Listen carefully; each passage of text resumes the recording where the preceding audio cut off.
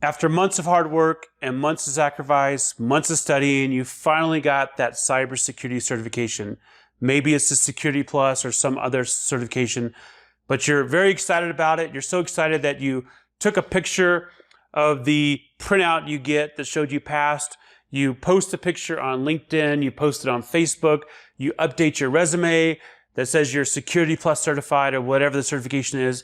You do all these things expecting the phone to ring or an email to come in with a job offer, but nothing happens. So how do you resolve that scenario? And that's what we'll talk about in this video. There's a lot of emphasis on getting certified, but there's not much discussion about what to do after you get a certification. With this video, we'll focus on the resume. With the resume, the whole purpose of the resume is to get the interview. That's it. A lot of people will submit like a 10-page resume, and to me, that just goes in the trash.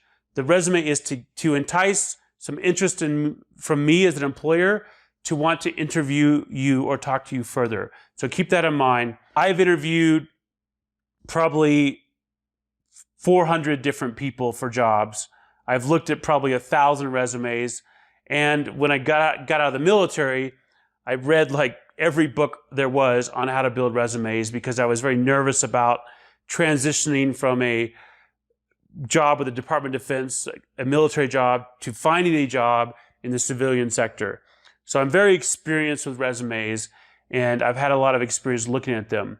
What will help you get a job is to make sure your resume is not only updated with a certification, that's a no-brainer, but you need to tailor the resume for each job you're applying for. So if you find a job opening on LinkedIn or on Indeed or whatever platform you find an opening that you're interested in, take your resume and tailor it to leverage your experience for the position description for that particular job opening. If you don't have a lot of experience, but you had to like build a virtual lab or some sort of home lab in order to pass the certification, be sure and update that in your resume. That to me shows ambition and drive because you took the initiative, you figured out how to build a lab, and that's something I can ask you about during an interview. If you leave that off the resume, I may make the assumption that you didn't build a lab and you're just a paper tiger, meaning you studied a brain dump and just got certified. So if you did build a lab, add that as experience to your resume. Tailor your resume for each job. And when you apply for the job, make sure to include a cover letter.